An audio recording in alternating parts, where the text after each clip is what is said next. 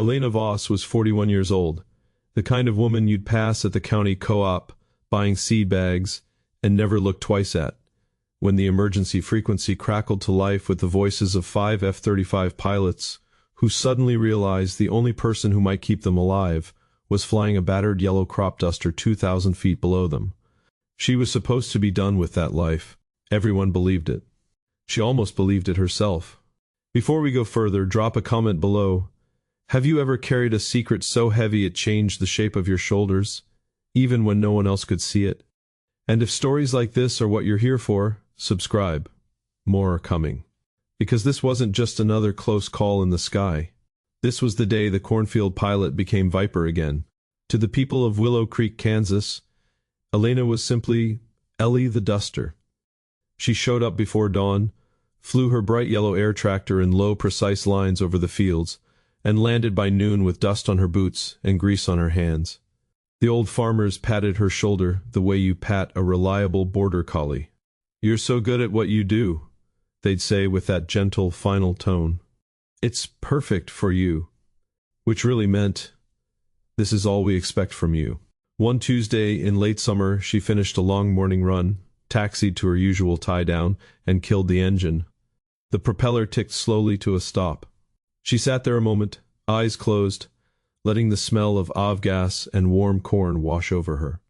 Then she reached into the small canvas flight bag beside the seat and pulled out the anchoring object she never flew without, a faded color photograph, edges soft as cloth from years of handling. In it, a much younger Elena stood grinning next to an older man in a flight suit, both of them leaning against the wing of a sleek jet.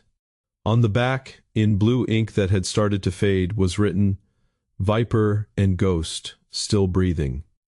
She touched the faces once, the way other people touch rosaries, then slipped the photo back into its place. Later that evening she sat on the porch of her small rented house, beer in hand, watching fireflies rise from the grass. The radio played low in the background. On the surface everything was calm. Underneath, something always felt a little too quiet, like the sky itself was waiting for her to answer a question she'd stopped asking years ago. What no one in Willow Creek knew was that Elena Voss had once been one of the most skilled test pilots the Navy ever quietly borrowed from the Air Force. She had flown prototypes most pilots only read about. She had the touch. Memories came in fragments these days. The cold night air of the Mojave, the smell of hydraulic fluid, the voice of Captain Marcus "Ghost" Riley, her mentor, standing beside her in the simulator at 2 in the morning. She remembered one particular training run when everything went dark. Ghost had talked her through a total instrument failure at Mach 1.2. When she finally brought the jet home on needles and pure nerve, he'd looked at her for a long time. "You think this is about flying fast?" he'd said. "It's about flying honest when the whole world is lying to you." She had laughed then, young and cocky. "When will I ever need to know this, Ghost?" He'd given her that half smile. "You'll know, and when you do, everything changes." Another memory. Ghost pressing the faded photograph into her hand the week before his final flight. "Keep it close, Viper. Some of us don't get second landings." She carried more than memories. She carried muscle memory that had never left her body, the way her hands moved across an unfamiliar cockpit, the way she could read wind shear by the way the crops bent, the way her ears could pick up the faintest anomaly in an engine note from half a mile away. Back in the present, Elena was just finishing her pre-flight checks on another ordinary morning when the handheld radio in her cockpit chirped with an urgent tone she hadn't heard in 12 years. Military traffic. Encrypted, then suddenly not. Something was wrong in the sky above her. It was a clear August morning with that particular Kansas light, gold and sharp, the kind that makes every stalk of corn look like it's been polished. The air smelled of dry earth and coming rain. 3 F-35 Lightning, 2s from a joint training exercise out of McConnell, were supposed to be conducting high-altitude maneuvers well north of the civilian corridor. On the ground, 2 air traffic controllers in the small regional tower were sipping coffee and trading jokes. Lieutenant Hayes, young and by the book, was working the military side today. Captain Morales, older, with a voice like gravel and a habit of humming old country songs, was monitoring civilian traffic. Elena had already taken off and was making her first slow pass over the North Fields. Everything felt normal. Routine. Safe. She noticed one small thing and dismissed it. A strange harmonic in the radio static, like someone trying to break through on an old frequency. She shook her head. Just sunspots or tired equipment. Then came the second detail. A single contrail far above that looked wrong. Too tight. Too desperate. Nothing that looks fine is always fine. The break began with a single wrong note. On the emergency frequency, a pilot's voice, calm but tight, said, "Lead, I'm showing anomalies on all flight control surfaces. This doesn't feel right." Elena's hands tightened on the stick.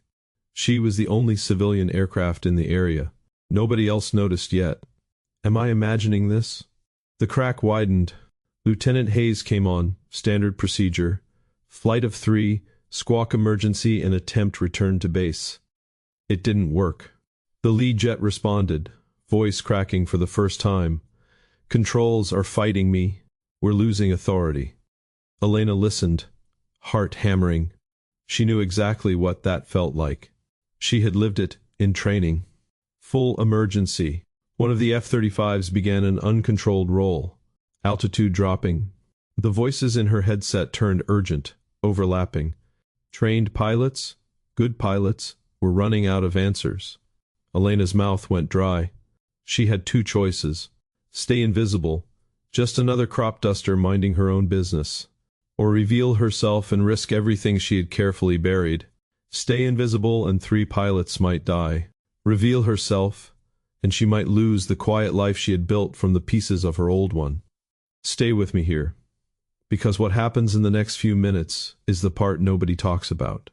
And once you hear it, you won't forget it. Think about what you would have done in her position. Hold that thought. Elena keyed the mic. Her voice came out steady, almost gentle. "Viper to Lightning flight. I'm below you at Angels 2. Talk to me." Resistance came in layers. Lieutenant Hayes cut in immediately. "Civilian aircraft, this is restricted airspace. Maintain radio silence." Firm refusal. The lead pilot, breathing hard, said, "Ma'am, we appreciate it, but we've got this." Their alternative failed catastrophically. The number 2 jet suddenly declared, "I'm losing thrust, flame out on engine 1.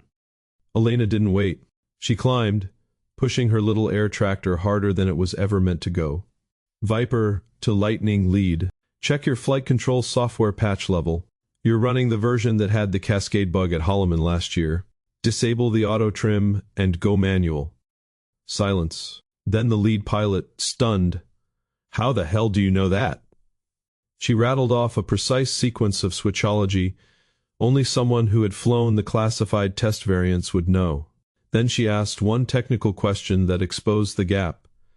"Confirm your current angle of attack limiter setting." The answer that came back was wrong. Captain Morales, listening on the ground, whispered, "My God." Lieutenant Hayes made the decision. Lightning flight, listen to the woman. In that moment, Elena pulled the faded photograph from her flight bag and looked at Ghost's face for half a second. The weight of 12 quiet years pressed against her ribs. She thought of the young pilot whose voice reminded her of her own, the day she almost didn't make it home. Her hands were shaking as she brought the crop duster up alongside the struggling jets, but her breathing stayed controlled. The instruments in her simple cockpit told one story. Her body remembered another. Ghost's voice arrived in her memory, clear as the day he spoke it. "You'll know.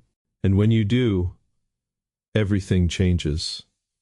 The actual situation was worse than they realized.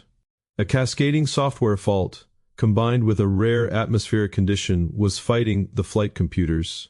They had minutes. Elena's plan was simple. "I'm going to talk you through manual recovery, one jet at a time. Stay with my voice." She guided the lead pilot first, each control input, each reason. "Nose down slightly. That's it. Trust the horizon, not the screen." The wingman's voice changed from fear to growing confidence. Even the skeptic in the third jet went quiet. then started following instructions. Then came the crisis within the crisis. The lead jet's engine began coughing in a way no checklist covered. Pure instinct took over. Elena remembered something Ghost had taught her on a dare one night. An old trick from legacy jets that shouldn't have worked on an F-35. She told the pilot to cycle the fuel valves in a specific rhythm, almost like playing music. Human feel, not technical. It worked. Barely. In the middle of it all, the lead pilot, a woman, said quietly over the private channel, "I'm scared, Viper." Elena answered without hesitation, voice soft. "I know, me too. We're doing this together." That small moment of tenderness between two afraid people in the middle of mechanical hell felt completely out of place, which was exactly why it belonged there. The final approach to safe separation and landing stretched out. Every second lasted a lifetime. The prophetic line returned exactly when she needed it most. As the lead jet fought for stability, Elena said into the mic, voice steady, "The sky doesn't care about your title, only your wings." For one terrible heartbeat, she doubted everything. Her own hands on the stick felt too small. The fields below looked too far away. They made it. Imperfectly. One jet would need heavy maintenance. Another pilot would need time on the ground. But they were alive. Then came the silence. A full ringing silence over the frequency as all three jets straightened out, and the little yellow crop duster flew escort like it had been born to do exactly this. Elena's legs were shaking so badly when she finally landed that she sat in the cockpit for a long minute, hands still on the controls, unexpected tears mixing with the dust on her face. She wanted to laugh and throw up at the same time. The first person to reach her was Captain Morales. He didn't say much, just put a hand on her shoulder and said, "Thank you, Viper." The name sounded different in someone else's mouth. Lieutenant Hayes stood a few feet away, pale. He met her eyes, gave a small, stunned nod. The skeptic's reckoning without words. The three F-35 pilots, once on the ground, walked over together. The female lead pilot pulled Elena into a hug that said everything checklists never could. One of the others pressed a unit patch into her hand. "You ever need anything?" Official response came quickly, professional voices on the radio, coordination, reports. But underneath it was raw gratitude that no form could capture. Later that evening, Elena drove out to the quiet hangar where she kept the air tractor. Ghost wasn't there, of course, but she felt him anyway. She placed the faded photograph on the workbench and looked at it for a long time. The meaning had changed completely. It wasn't just a memory of loss anymore. It was proof that some wings never really fold. She stood alone for one moment before the world arrived with questions and cameras and new expectations. Just her, the smell of oil, and the quiet Kansas night. Weeks later, ordinary life tried to return. Elena still dusted crops. Farmers still waved, but the sky looked different now. Recognition felt strange, like wearing a coat that no longer fit quite right. One quiet afternoon, she drove back to the old training field where she and Ghost had spent so many hours. He wasn't there in body, but she sat on the same bench anyway. Ghost's voice in her memory answered without fully answering, "Some of us spend our whole lives becoming who we already were. The moment doesn't make you ready, Viper. It just stops letting you pretend you aren't." Was she ready for that moment? Or did the moment make her ready? Leave your answer below. I genuinely read every comment. If this story moved you, I have more where this came from. Subscribe so you don't miss the next one. And leave a comment telling me which moment stayed with you.